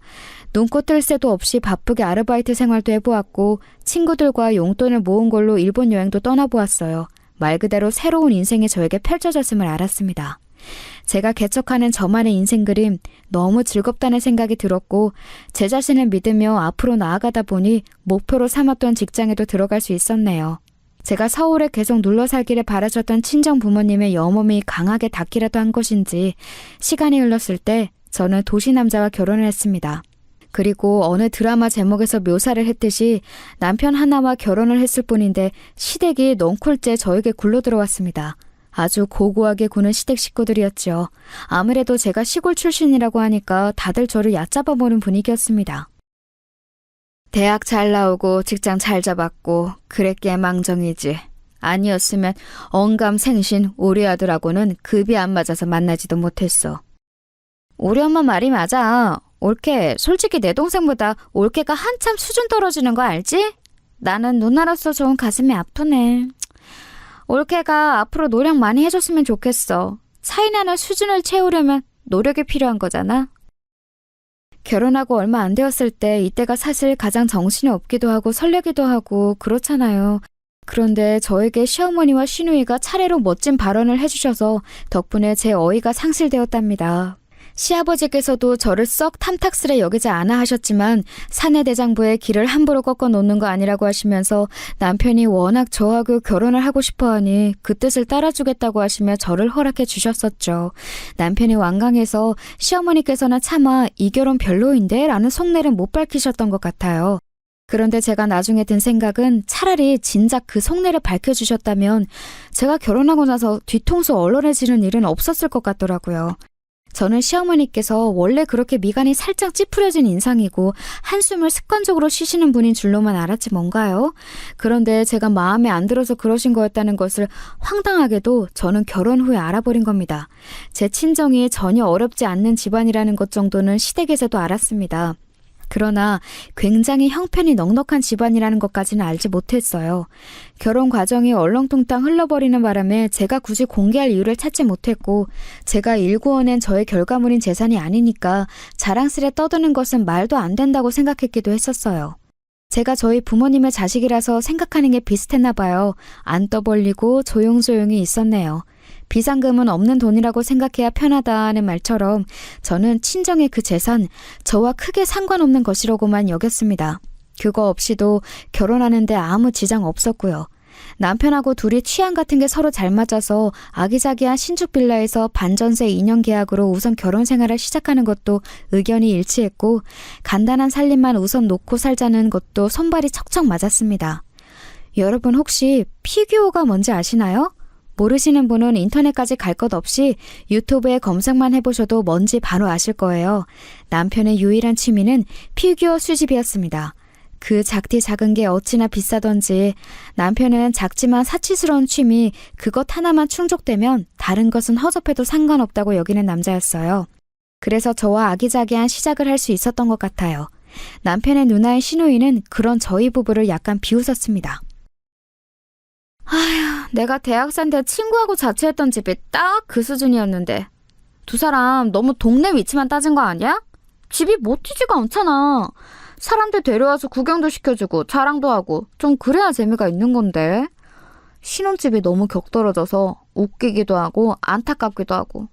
나는 아무튼 좀 그래. 객관적으로 그 신혼집 절대로 격떨어지지 않았어요. 끝내주는 위치 최상급인 건물의 상태, 주변의 시설들도 아주 좋았고요. 그러니까 신우이는 그냥 저희 부부를 비꾸면서 내가 더 잘났다고 자랑질을 하고 싶은 것에 지나지 않았죠. 나이 들어서 유치한 싸움을 하지 않게 됐지만 잘할 때는 자기 누나와 치고받고 싸운 적까지 있다는 것을 고백한 남편은 신우이의 비꼬는 인사에 무시로 나가겠다고 하였고, 신혼부부의 금수를 자랑하기 위해서 저 역시 남편과 똑같이 커플로 행동하기로 했어요. 신우이가 너희 부부보다 우리 부부가 더 잘 산다고 오스대는 것에 계속 무시로 일관했습니다. 그랬더니 슬슬 약이 올라하더라고요. 시어머니께서 딸보다는 아들을 기본적으로 아끼시는 분인지라 그런 분께 자기 동생 욕은 못하겠으니 제 욕을 해댔습니다. 가뜩이나 저를 마음에 안 들하고 계셨던 시어머니께서는 옳다구나 판버려보자 하시면서 그때부터 가열차게 저를 눈엣 가시로 여기셨습니다. 저만 아니었으면 당신의 아들이 강남에 친정을 둔 여자와 결혼해서 폼나게 살았을지도 모른다고 여기시는 듯 했어요. 아휴, 어디 경기도 시골도 아니고 경상도에서도 깡시골인 동네가 웬 말이니? 우리 집은 시골과 연을 두는 건 반길 일이 없는 집이야. 농작물이고 뭐고 죄다 마트에서 사다 먹는데 무슨 콩고물 떨어지는 걸 기대하겠어? 지저분하게 시골 농작물이라도 받을 생각을 하니까 소름이 돋으려고 하네. 아휴, 마트에서 사다 먹는 게 깔끔하고 좋아. 시어머니께서 그런 혼잣말을 크게 제 옆에서 하셨을 때 저는 하마터면 어머님 누가 여쭤봤나요? 라고 외칠 뻔했습니다. 아무도 안 궁금해한 내용을 혼자 떠드시는 저희가 무엇인지 굳이 알고 싶지는 않았네요. 저는 남편과 깨를 볶는 신혼생활을 하고 있었으므로 주말에 불려간 시댁에서 고된 설거지에 당첨돼도 별로 불만은 없었네요. 남편은 처음부터 계속 요지부동 오로지 저희 편이었으니까요. 남편이 저에게 제발 결혼해달라며 졸라댄 것은 저를 얕잡아보는 이인조, 시어머니와 시누이도 차마 부정 못하는 사실이었습니다. 참고로 남편은 서울 토박이에요. 저하고 연애할 때 부산은 시골 아니야? 라고 했다가 저에게 등짝을 맞은 적이 있습니다. 그래서 제가 남편을 데리고 부산 여행을 갔었죠. 해운대를 직접 가보니 너무 즐거워하던 남편을 데리고 대구에 가서 각종 먹거리들도 맛보여 주었고요. 어느 때에는 전라도에 내려가서 멋들어진 자연 관광지를 쫙 돌았습니다. 그랬더니 지방 여행에 남편이 눈이 확 트인 거예요. 모르고 살았는데 나는 이런 거를 너무 좋아하는 것 같아. 너랑 살면서 평생 이런저런 곳 구경하고 놀러다니면서 살고 싶어. 어느 날 남편이 유독 수줍은 기색으로 저에게 그런 말을 했을 때 처음 알았었죠. 이 남자가 저와 결혼을 하고 싶어 한다는 건 말입니다. 제가 명색의 시골 출신이기 때문에 남다르기는 했습니다. 남편의 길을 걷다가 와, 로즈마리가 있네? 허브가 길가에 막 놀렸어. 이랬을 때 제가 알려주었죠. 자기야, 그건 쑥이야. 냄새를 맡아보면 알잖아. 그랬더니 남편이 화들짝 놀라더군요. 어느 날은 해사한 분홍 색감의 꽃을 보면서 색이 신비롭다. 이런 특이한 꽃은 이름이 뭘까? 라고 하길래 제가 고민하다 정답을 알려주었습니다. 자기야, 그거 장미야. 장미가 빨간 장미, 흰 장미만 있는 게 아니라서 그런 것도 장미과에 속해. 그때 남편의 눈이 튀어나오려고 했었죠. 그 정도로 남편은 자연이라든지 아무튼 그런 것에 문외한이었어요. 저하고 다니는 걸 무척 즐거워한 이유였죠. 남편은 멀리 여행이라고 해봤자 학교 방학 때 자기 사촌들이 살고 있는 독일에 다녀오는 게 전부였고 군대 가기 전에 미국 여행을 2주 다녀온 게 큰일이라고 했습니다. 아, 독일에 친척 좀 산다는 것이 시댁의 주된 자랑거리이기도 했네요. 남편은 계속 공부만 하느라 바쁜 인생을 살아온 사람이었어요. 집안의 기대에 압박을 너무 많이 받아온 거였죠. 학교와 학원만 오가면서 학창시절을 다 보냈고 대학교 때는 좋은 직장을 목표로 하느라 정신이 없었고요. 집안에 대들보인 아들이 해내야 한다고 시부모님께서 하도 그러셔서 남편은 그것에만 집중하며 살아왔다고 합니다. 괜찮은 직장에 들어가서 자리를 잡고 나니까 내 인생은 뭘까? 이 다음에는 이제 뭘 해야 할까 고민이 되었고 그때 저를 만나면서 인생의 활력을 새로 찾은 거였어요. 남편이 결혼만큼은 자기 뜻대로 꼭 밀어붙인 게 그 때문이었고요. 결혼 후에 저를 여러모로 못마땅해 하시는 심정을 드러내신 시어머니께서는 어느 날 제 학력을 가지고도 걸고 넘어지셨는데요. 그건 제 학력이 부족해서가 아니었습니다. 너를 보면 시골은 확실히 대학 가기가 쉽고 유리한 것 같구나. 네가 어떻게 우리 아들하고 같은 대학을 갈 수가 있었을까? 그게 다 시골 전형인지 뭔지 하는 게 있어서야. 네? 어머님, 저는 오빠하고 같은 대학 안 나왔는데요. 뭔가 잘못 아신 것 같아요. 나도 알아. 다른 대학이긴 한데 수준이 같으니까 그냥 그렇게 말을 한 거야. 대학에 급이란 게 있잖니? 그 급이 같으니까. 굳이 급이라는 걸 따지신다면 제가 졸업한 대학이 더 급이 높은데요. 하늘 밑에 땅이 있는 법이잖아요. 우리나라 3대 명문 서울대, 고려대, 연세대를 묶어서 스카이라고 하죠. 스카이는 하늘이라는 뜻이니까 제가 그렇게 슬쩍 비유를 한 겁니다. 저는 스카이를 나왔지만 남편은 아니라는 거였어요. 그러자 비유를 알아대신 시어머니께서 얼굴이 막 빨개지셨습니다. 불러온 시댁에서 저는 대파다발을 손질 중이었는데 시어머니께서 대파 한 대를 들어서 그걸로 제 머리를 치셨어요. 이 머리통, 분명히 우리 아들보다 못한 게 들어있을 텐데.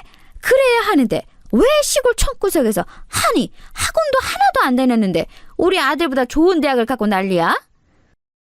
갑자기 대파로 머리를 맞은 저는 하나도 아프지는 않았지만 기분은 나빴죠.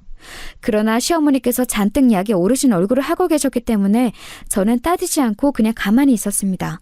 사실 하늘 밑에 땅이라는 비유도 참고 가만히 있을 수 있었는데요. 저를 얕잡아 보시는 게 너무 속이 상했던 나머지 입에서 막 튀어나가 버린 것이었네요. 어쨌든 대파로 맞고도 가만히 참았건만 시어머니께서는 그날 이후로 저를 야근년이라고 하셨습니다. 저에게 대놓고 그리 부르지는 않으셨지만 제가 그걸 어떻게 알았는가 하면 시누이가 말해줘서 알았습니다. 우리 엄마가 옳게 보고 자꾸 야근년이라고 하면서 말씀을 하시는데 내가 다 미안해 옳게. 우리 엄마가 좀 기분 파여서 그래. 기분 풀어지면 다시 호칭 원상복구 될 테니까 걱정하지 마. 맞다. 원래 호칭은 근데 뭐였지? 야근년 말고 시골년? 이거였나? 네. 형님은 저에게 별걸 다 알려주시네요. 친근감의 표시라고 생각하고 좋게 받아들일게요. 당연히 좋게 받아들여야지. 나쁘게 받아들인다는 선택지도 있었던 거야? 옳게 시골 순박한 여자인 줄 알았는데 우리 엄마의 눈썰미대로 야근년이 맞나 봐. 황당하게 얄미운 소리를 하면서 사람 속을 긁어놓는 시누이는 저와 처음 보는 자리에서도 범상치 않은 면모를 보인 바 있는 사람이었습니다. 그때 저에게 했던 말이 뭐였더라? 자기는 백화점 말고 다른 곳에서도 쇼핑이 가능하다는 걸 안 지 몇 년 안 되었다고 했던가? 뭐 대충 그런 소리를 하면서 저보고 시골에도 선크림이 있는 건지 살이 별로 안 탄 것 같다고 했었죠. 제가 대학을 서울로 와서 그 이후로 계속 주로 서울에 살았건만 웬 시골 선크림 이야기인가요? 백화점 말고 다른 데가 있는 줄 몰랐다는 건 자기가 우물안 개구리라고 광고하는 꼴처럼 보였습니다. 너무 기가 막혔는데 그게 다 의스대는 것이라는 것을 알고는 그냥 적당히 맞춰줬습니다. 자기는 서울도시 깍쟁이 여자이고 없이 살아온 적 없는 집 자식이고 결혼 잘해서 돈 잘 버는 남편 둔 사람이라는 걸 저에게 과시하고 싶어 했어요. 시누이의 남편, 그러니까 제 시매부는 장사를 하는 사람이었습니다. 당시에 젊은 사람들에게 엄청 인기 많았던 카페, 그리고 일본식 덮밥 식당을 동시에 운영하는 수완 있는 사업가로 볼 수 있었죠. 카페와 식당이 한 건물에 있었기 때문에 가게들의 상황을 면밀히 체크하면서 시매부가 관리를 잘했습니다. 기본적으로 그 건물 위치가 서울 강남 한복판이라는 게 엄청났고요. 사위 잘 두었다고 시부모님께서 어깨에 힘이 들어가 계셨음은 뻔한 일이었습니다. 네가 광고하는 것 같아서 새삼 알려주는 건데 내가 바로 강남에서 잘 나가는 사업장을 둔 성공한 젊은 사업가의 장모 되는 사람이야. 너는 이런 의미가 대관절 뭔지는 알겠니? 네? 좋은 의미 아닐까요? 저도 덕분에 가서 덮밥 먹어보고 카페 음료도 마셔봤는데요. 맛도 훌륭하지만 인테리어를 감각적으로 잘 해놔서 인기가 많은 것 같았어요. 센스가 대단한 가게들이었습니다. 저희 동네에도 그런 거 생기면 좋겠다 싶더라고요. 그 동네에 생겨봤자 뭘 하겠어? 강남이니까 대단해 보이고 그렇게 손님이 바글바글한 거야. 바로 강남이니까. 아이고 이 시골 촌거사. 하여간 얘는 자기가 얼마나 대단한 집안에 시집을 온 건지도 전혀 자각이 없어요, 자각이. 시어머니께서는 직장 잘 잡은 사람 위에 강남에서 성공한 사람이 있고 더 그 위에는 강남에 건물이 있는 사람이 있다고 했습니다. 모름지기 강남에 집이 있고 건물이 있는 것보다 후련하게 속편한 인생은 없다고도 하셨죠. 그런 야욕을 가지고 살아가야 하는 법인데 저를 보면 한가한 시골 풍경이나 그려지는 것 같아서 속이 답답하다는 말씀도 하셨던 것 같네요. 자기를 싫어하는 사람 앞에서 주눅들지 않기란 어려운 법이었어요. 게다가 저는 며느리 입장이었으니 왠지 시댁에 미운 털부터 박힌 채로 결혼 생활을 했음이 실감이 나서 약간은 주눅이 들고 말았습니다. 지방에 본가를 두고 대학이나 직장 때문에 서울에 올라왔다가 눌러 사는 사람이 얼마나 많은데 왜 저만 그렇게 시골 사람이라고 폄하시면서 못마땅해 하시는 건지 너무 속이 상하기도 했어요. 남편은 시골이든 뭐든 다 좋아라고 하는 사람이었기에 혹시 시어머니께서도 속으로는 시골을 너무 좋아하시지만 뼛속까지 도시 여자인 척 하시려고 일부러 그러시는 걸 수도 있다는 생각이 잠시 들었습니다. 그래서 저는 주말을 이용해 집에 내려가 있다는 남동생에게 부탁해서 예쁜 시골집의 전형인 저희 친정집의 전경과 그 일대의 풍경 사진들을 찍어서 보내달라고 그랬어요. 그리고 남편에게 멋진 사진을 추려달라고 한 뒤 그걸 시어머니께 보여드렸습니다. 어머님, 결혼식 전에 영상으로만 제 친정집을 보셨었죠? 제가 사진을 가지고 와봤어요. 이렇게 보시는 게 더 좋을 것 같아서요. 마을 풍경이 정말 고즈넉하고 예쁘죠? 사진 작가들도 종종 와서 작업을 하고 갈 정도예요. 아, 바로 여기 마당에 화분 쫙 있는 집이 제 친정집이에요. 모퉁이에 나온 이건 뭐야? 지저분한 덩어리가 설마 항아리는 아니겠지? 와, 금방 알아보시네요. 맞아요. 이것들은 항아리예요. 좀 특이하게 생겼지만 그만큼 아주 귀중한 거라고 해요. 별게 다 귀중하다고 하네. 이건 무슨 고려시대 유적이라도 된다니? 아유, 그래도 귀한 것이라고 해서 마당 구석에 잘 모셔놓은 걸 보니 네 집안이 아주 그런 걸 안 따지는 건 아닌 듯해서 다행이구나. 아, 그런데 이거요. 그냥 모셔놓은 건 아니고요. 안에 뭐가 들었어요. 저희 친정엄마께서 직접 장을 담그신 것도 있고 솜씨 좋으신 이웃분께서 담그신 걸 얻어다가 보관해 놓은 것도 있어요. 그래서 요리하실 때 어떤 음식이든 꼭 여기 항아리 앞에 오셔서 맛나게 익은 장을 퍼가신답니다.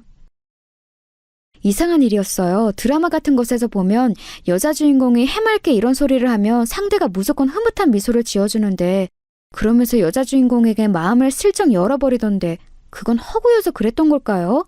저는 그 이전보다 훨씬 싸늘하게 식은 시어머니의 눈초리를 받고서 조용히 고개를 떨고야 했습니다. 사진들을 착소리가 나게 시댁의 테이블 위로 던지신 시어머니께서 그러셨어요. 소위 손맛이라고 하는 시골 음식들을 안 좋아하신다고요. 이렇게 장 담가서 요리하는 것 또한 비위생적이기 짝이 없다고 하셨습니다. 이러다가 제가 남편이 밥상에 비위생적인 시골 음식을 올린다고 트집까지 잡으실까 봐서 저는 얼른 자리를 떠버렸어요. 시어머니의 발언이 너무 저에게 상처를 주는 것이었다는 걸 깨달은 건 집에 온 이후였네요. 왠지 기분이 가라앉아서 그다음부터는 시어머니께 저도 굳이 용을 써가면서 활발한 척을 하지 않았습니다. 떡줄 사람은 생각도 안 하는데 저 혼자 헛짓거리를 한 것 같아서였죠. 그러던 어느 날 친정엄마와 통화를 하고 있었는데요. 제 남동생이 그때는 아직 제 올케하고 결혼을 하기 전이었는데 마침 저희 친정 부모님 댁으로 찾아가 인사를 드린 시기였습니다. 시골 동네 근처로 드라이브도 할 겸 데이트를 나왔다가 친정 부모님 댁에 겸사겸사 들리게 됐다고 남동생과 올케가 그때 그런 핑계를 댔었다네요. 그러면서 은근히 친정 부모님께 올케가 눈도장을 찍고 인사를 드렸던 거예요. 참고로 올케는 충청도와 아주 가까운 경기도 남부에서 태어나 평생을 살아온 그쪽 토박이었습니다. 한적한 지역에서 살아온 사람이라 그런가 사람이 아주 유순하고 융통성 있고 약간의 넉살도 있고 좀 그런 편이었어요. 친정 부모님은 남동생과 올케에게 당연히 왔는데 그냥 갈 수는 없다면서 밥이라도 한술 뜨고 가라며 얼른 집에 있던 반찬하고 밥상을 차려주셨는데요. 올케가 이때 밥을 정말 맛있게 잘 먹었었나 봐요. 시골에서 직접 길러서 만든 반찬은 돈 주고 못 사 먹는다는 말을 하면서 밥을 잘 먹었는데 그 모습을 보면서 친정엄마께서는 가슴 뭉클하셨다고 합니다. 보면서 우리 딸도 밥을 이렇게 잘 먹는데 야무지게 밥 먹는 모습 보고 싶어서라도 우리 딸을 얼른 봤으면 싶네 이런 생각이 들더라. 그리고 우리 사위한테 내가 그동안 제대로 밥 한번 차려내오지 못한 것 같아서 얼마나 속으로 민망스럽던지. 아침부터 밤까지 할 일 많은 시골 사람이라는 핑계를 대고 내가 그간 소홀하고 게을렀었던 것 같아서 나 은근히 반성이 들었어. 에이, 엄마, 뭔 또 그런 소리를 하고 그러세요. 아니에요. 엄마는 절대로 소홀하신 적도 게으르셨던 적도 없어요. 동네 사람 아무나 자꾸 물어보세요. 엄마만큼 하나부터 열까지 안 놓치고 다 챙기는 사람이 또 있는지. 하여간 우리 딸, 지 엄마 의기소침하기라도 할까 봐서 득달같이 편을 들어주네. 고마워. 저기 그런데 있잖아. 너는 워낙 손끝이 야무지고 네 동생 끼들을 하도 잘 챙겨온 애라서 내가 네 남편 밥 먹는 것도 알아서 잘 살펴볼 애인데 우리 사돈부분께서는 그러고 사실까 싶어서 내가 궁금하고 염려가 되더라. 엄마, 요새는 마트에서 반찬도 잘 나오잖아요. 어머님, 아버님은 내가 보니까 주로 그런 걸 잘 사다 드시고 또 좋아하시는 것 같더라고요. 양파, 감자, 마늘 이런 건 집에 늘 안 떨어지게 놓고 사셔서 기본적인 건 다 하시지만 하는데 손이 많이 가는 메뉴라든가 이런 건 종종 사드세요. 마트에서 이제는 그런 거 배달도 해요. 엄마, 세상 이렇게 좋아진 거 모르셨죠? 그런 것도 다 배달을 해? 아이고야, 너무 좋아져도 나는 무섭다 얘. 그리고 그런 공장에서 만든 것들이 정말 좋아서 드시겠니? 꼭 그런 의미는 아닐 거야. 저는 직접 시댁을 겪어오면서 살고 있는 사람이니까 친정 엄마의 말씀에 그거야말로 아니에요 라고 말을 하고 싶었으나 너무 오버하는 것 같아서 그냥 웃어 넘겼습니다. 시아버지께서는 공사 다망하신 분이라서 식사를 밖에서 해결하실 때가 종종 있었고 시어머니께서는 원체 입이 짧으신 분이에요. 심해부의 카페, 식당 이런 걸 높이 평가하시며 무척 자랑을 하시지만 정작 거기 가셔서는 별로 드시지도 않을 정도이죠. 신호에는 몸매 관리를 해야 한다며 먹는 것에 꽤 예민하게 구는 사람이었습니다. 여자라면 365일 다이어트를 하는 게 당연하다고 그랬어요. 제가 남편하고 가끔 출출한 밤이면 온갖 생채소와 나물 반찬 때려넣고 비빔밥을 해먹는다고 말을 했을 때 마치 무슨 원시인들 보듯이 저희 부부를 쳐다보기까지 했었네요. 내 동생은 남자니까 그렇다 치고 옳게 그렇게 살다가 어느 순간 훅 가는 거야. 어느 날 갑자기 살이 확 쪄 있겠지. 그때가 되면 먹는 양을 조절해도 이제 살이 안 빠진다? 나이 드는 무서움을 옳게는 모르네. 시골 사람이라서 세련되게 미래를 준비하는 법도 전혀 모르는 건지 뭔지. 제가 시골 사람인 거하고 잘 먹는 거하고 무슨 상관이 있어요? 저는 제 친정에서 가끔 보내주시는 직접 키운 농작물을 배부르게 양껏 잘 먹으면서 사는데 한 번도 살이 찔 걱정은 안 해봤습니다. 건강한 시골 밥상 위주로 먹어서 그런 건가 봐요. 형님은 도시 사람이라서 이렇게 드실 생각은 못 하셨나 보네요. 뭐야? 말 싸가지 없게 하는 것 봐? 옳게 지금 어디서 눈을 부릅뜨고 말대꾸를 따박따박 하는 거야? 옳게는 윗사람이 우스워 보여? 자기는 맨날 저한테 오만 소리 다 해대고 비꼬는 게 특기이면서 밝힌 지렁이가 한 번 꿈틀한 것 가지고 엄청 화를 내더라고요. 신호의 태도에 기분이 나빴지만 남편이 얼른 제 편을 들어줘서 금세 어깨가 펴졌습니다. 남편은 신호이를 향해 제발 부탁인데 남 상관 말고 본인 인생이나 잘 챙겨라고 시원한 소리를 해줬지요. 그 말이 맞았습니다. 남편은 자기 누나의 일에 일절 관심이 없었는데 자꾸 신우이만 자기 동생 부부에게 참견 중이었으니까요. 모전 여전인 것인지 신우이도 시어머니처럼 민망해지니까 얼굴이 아주 시뻘겋게 달아오르더군요. 목까지 빨개져서 저희 부부를 쏘아봤어요. 특히 저를요. 누구는 남편 없는 줄 알아? 내 남편이 더 잘났어. 얼마나 잘 나가고 있는 사람인지 옳게도 너무 잘 알지? 아, 네, 잘 알죠. 잘 알고 말고요. 뛰어나고 멋진 배우자와 백년해로 하시기를 기도해 드릴게요. 저는 떨떠름하게 대처를 할 따름이었습니다. 자기 남편의 대단함이 무시당하는 것만큼 신우이가 자존심 상해하는 것은 또 없었죠. 제가 시큰둥해하자 신우이는 짜증을 내며 자리를 아예 떠버렸습니다. 신우이는 얼굴도 예쁘장하고 공부도 꽤 해서 대학을 괜찮은 곳으로 나왔어요. 강박적으로 다이어트를 해서 몸매도 호리호리했고요. 자기 만족을 하면서 잘 살면 될 인물인데 자꾸만 남에게서 인정을 받으려는 게 문제로 보였네요. 너보다 내가 잘났어 라는 걸 끊임없이 확인받지 않으면 자기 존재 가치가 떨어진다고 믿는 모양이었습니다. 심해부가 집안이 좋은 건 아니지만 과감하게 강남에서 자기 가게를 시작해볼 엄두 배짱은 있는 분이셨고요. 강남처럼 가게의 입지를 럭셔리하게 키우기 좋은 곳은 없다고 본 것도 심해부의 날카로운 판단력이었을 겁니다. 자기 능력으로 성공하는 남자와 결혼한 것을 신우이는 무척 자랑스러워했어요. 시부모님의 기대와 관심을 한몸에 받고 살아온 건 남편 쪽이었죠. 그래서 신우이는 더 사랑받고 더 인정받고 싶다는 욕구를 키워온 것 같았네요. 대학 입시에 조금 미끄러진 신우이는 대학 재학 때 약간 풀이 죽었었고 대기업 입사도 결국 미끄러졌을 때는 망연자실했다고 합니다. 사실 객관적으로 너무 좋은 대학, 너무 좋은 직장을 잡은 것이었지만 신우이는 그렇게 보지 않았나 봐요. 자기 동생보다 월등한 결과를 내야 한다는 강박이 있었으니 말입니다. 그런 신우이가 강남에 떡하니 자기 가게 차려서 젊은 사람들 사이에서 인기를 얻고 있는 사업장의 주인과 결혼을 하였으니 입이 찢어질 수밖에 없었나 봐요. 결혼한 이후로 시부모님께서 전에 없이 신우이에게 흐뭇한 미소를 지어주시면서 크게 인정하는 자식이라고 축켜 세워주셨다고 하니까요.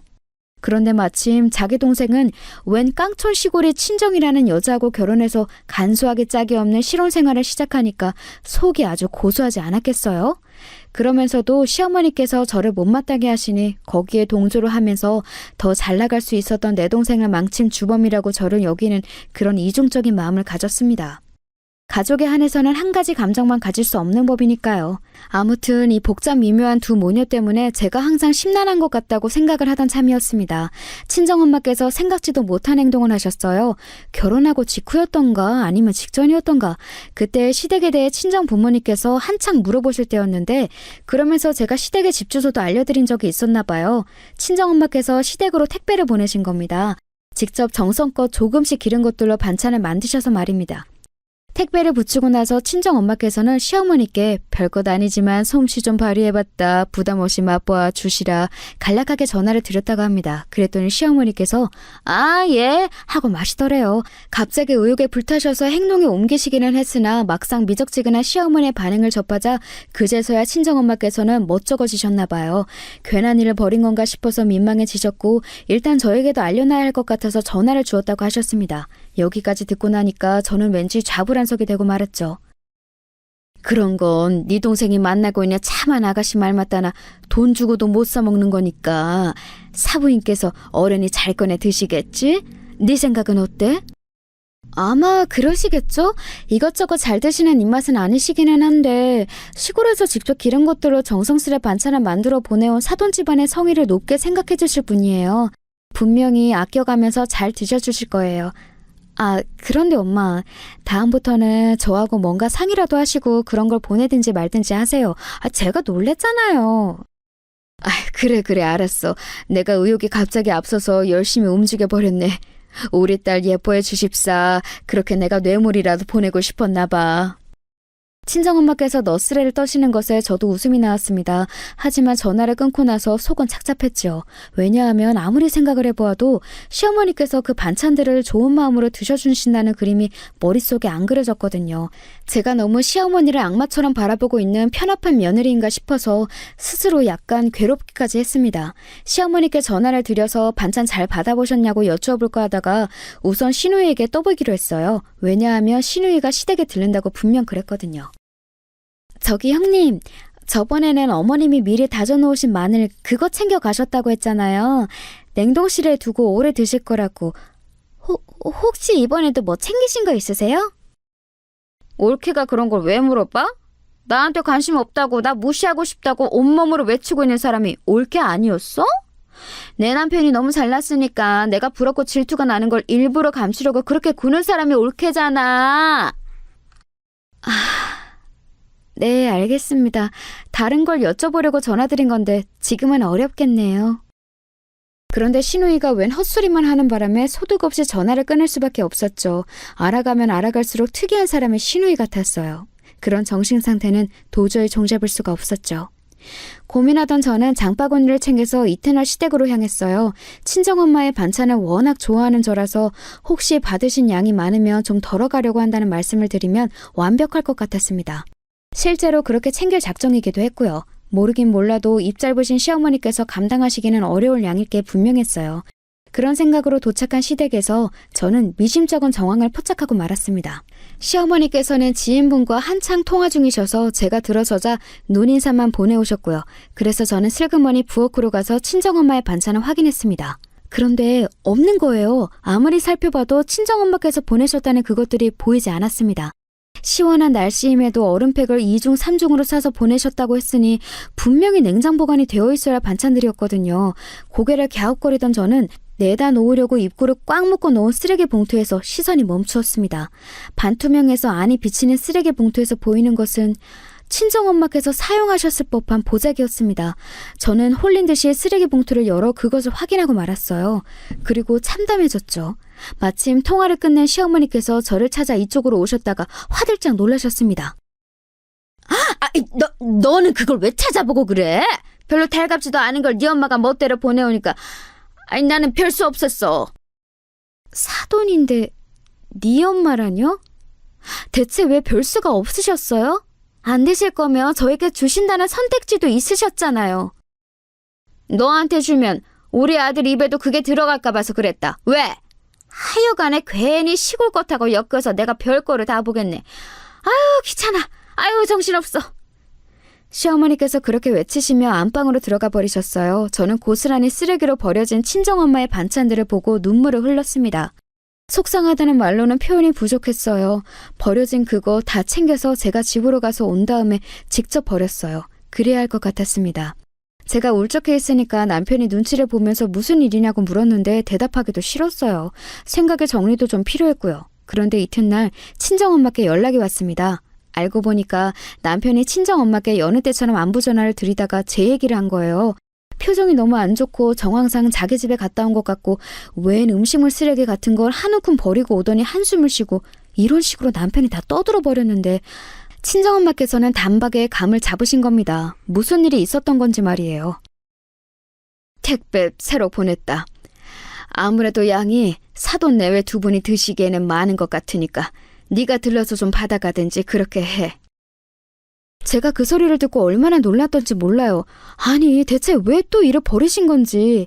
우체국 당일 택배라서 저녁에 시댁으로 도착한다는 건 알고 저는 퇴근을 시댁으로 했습니다. 친정엄마의 반찬을 챙기려는 마음도 있었고 단판을 지으려는 심산도 있었어요. 무례를 제대로 따질 작정이었죠. 시댁에 가니까 마침 시누이도 와 있더라고요. 그런데 시어머니와 시누이 둘 다 넋이 나간 얼굴로 부엌 식탁을 둘러싸고 서 있었습니다. 식탁에 친정엄마께서 보내신 택배가 풀어져 있는 것을 보고 제가 얼른 놀라서 다가갔죠. 시누이가 저를 먼저 발견했어요. 올케? 마침 잘 왔어. 설명 좀 해줘. 이게 어떻게 된 일이야? 시골 택배가 왔길래 피식 웃으면서 열어봤다가 이상한 걸 발견했어. 사부인이 뭔가 이상한 걸 보내셨는데 네가 설명해줬으면 싶구나. 이게 대체 뭐니? 아니 왜 우리 사위가 장사하고 있는 강남의 그 건물의 기념수건이 보자기 대신에 들어있는 거야? 동봉되어 있는 이 서류는 뭐고? 사부인께서 그 건물의 소유지라고 되어 있는데 아니지? 이거 농간이지? 시어머니께서 거의 숨이 넘어가시려고 했습니다. 저는 그 순간 친정엄마께서 왜 택배를 다시 보내셨는지 알아차렸고 저도 모르게 씩 웃고 말았네요. 그러자 두 모녀의 안색이 이제는 아예 창백해졌습니다. 늘 빨갛게 달아오르는 것만 보다가 핏기 가시는 모습을 보니까 색다르더군요. 맞아요. 저희 엄마가 마침 그 건물 주인이세요. 제가 명쾌하게 답을 드리자 시어머니께서는 다리에 힘이 풀려 주저앉으셨어요. 시누이는 말도 안 된다며 현실을 부정했죠. 그래서 제가 알려주었어요. 애초에 저는 남편하고 그 건물에서 만났다는 사실을 말합니다. 남편은 심여부의 가게를 구경하러 들른 참이었고 저는 친정엄마의 건물을 보려고 갔다가 눈이 맞았던 것이었거든요. 건물 부자도 맞고 땅 부자도 맞다는 말까지 덧붙였더니 이번에는 시누이가 반쯤 눈동자를 뒤집으면서 주저앉았어요. 저희 친정은 한두 푼에 그렇게 연연하는 집이 아니어서요. 몇 달 공실로 둬도 상관없으니까 계약 끝나는 대로 지금 장사하고 있는 집을 쫓아내도 돼요. 사실 세를 더 낼 테니까 들어오고 싶다는 사람은 널렸기도 하고요. 옳게! 그게 무슨 소리야? 에이, 안 될 소리지. 그럼 쫓겨나는 사람은 죽으라는 소리야? 아니지. 내가 이럴 때가 아니구나. 옳게. 내가 그동안 올케한테 너무 모질었지? 미안해. 내가 나쁜 마음에서 그런 건 아니었어. 신우이가 혼이 쏙 빠진 얼굴로 정신없이 떠들었습니다. 자존심이고 뭐고 지금은 굽혀야 될 때라고 판단했던가 봐요. 시어머니께서는 입만 뻐끔거리시며 저를 멍하게 올려다보셨어요. 완전히 정신이 붕괴되신 듯 보여서 저는 그냥 친정엄마의 반찬을 챙겨다가 꾸벅 인사를 드리고 나왔습니다. 그러자 신우이가 맨발로 저를 따라 나왔어요. 배웅도 안 받고 그냥 가냐면서 아주 혼비백산으로 저에게 인사를 해댔습니다. 저는 씁쓸한 웃음으로 대꾸를 해주고 집으로 갔죠. 남편에게 있었던 일을 다 말해주었고요. 남편은 다른 것보다도 제가 그동안 소가리를 하면서 상처를 받아온 게 속상하다고 하면서 그 부분에만 초점을 맞췄습니다. 그때 생각했네요. 어찌됐든 이 남자와 결혼하기는 잘했다고 말입니다. 친정 엄마께도 상황을 보고 드렸고 감사하다고 사랑한다는 인사 또한 빼먹지 않았네요. 일확천금 생기자마자 서울에 건물 사두기를 잘했다고 하시면서 친정엄마께서는 2다리 쭉 뻗고 주무신다고 했어요. 저도 2다리 뻗고 잘 잤는데 다음날 한숨도 못 주무신 얼굴로 저를 찾아오신 시어머니께서 사과를 하셨습니다. 내가 미안하다. 진가를 알아보지 못하고 아둔하고도 어리석게 굴어서 면목이 없네. 부족한 시어미 불쌍하게 여긴다는 마음으로 용서해주고 받아줄 수는 없을까? 남편이 이미 시어머니께 불같이 화를 낸 다음이었기 때문에 더더욱 안색이 좋지 못하셨죠. 저는 사람의 본성이라는 건 잘 안 바뀌기에 시어머니께서 저에게 진심으로 미안해서 이러신다고는 생각하지 않았어요. 하지만 제가 사랑하는 남편의 모친 되시는 분이고 새롭게 고부관계가 정립되었음을 알았기에 그 사과 받아들였습니다. 시어머니께서는 그 이후로 저하고 친하게 지내고 싶으신데 불쑥 다가가기에는 전에 자행하신 언행들이 있어서 몹시 망설여진다는 기색을 드러내시며 한동안 전전긍긍하면서 사셨어요. 신우이가 저에게 얼마나 딸랑거리며 아부를 떠는 사람으로 바뀌었는지는 설명이 필요하지 않을 정도네요. 어느 날은 술에 취해서 제 남편에게 결국 네가 이겼구나 라며 우는 소리를 해서 저를 당황시키기도 했답니다. 아무튼 지금 저는 애 2 낳고 키우느라 삭신이 쑤시는 엄마가 되었어요. 나날이 회춘을 하시는 건지 건강하셔서 감사한 친정 부모님과 저를 여전히 어렵게 생각하시면서 손주들을 열심히 봐주고자 하시는 시부모님 사이에서 아주 적당한 나날을 보내고 있답니다.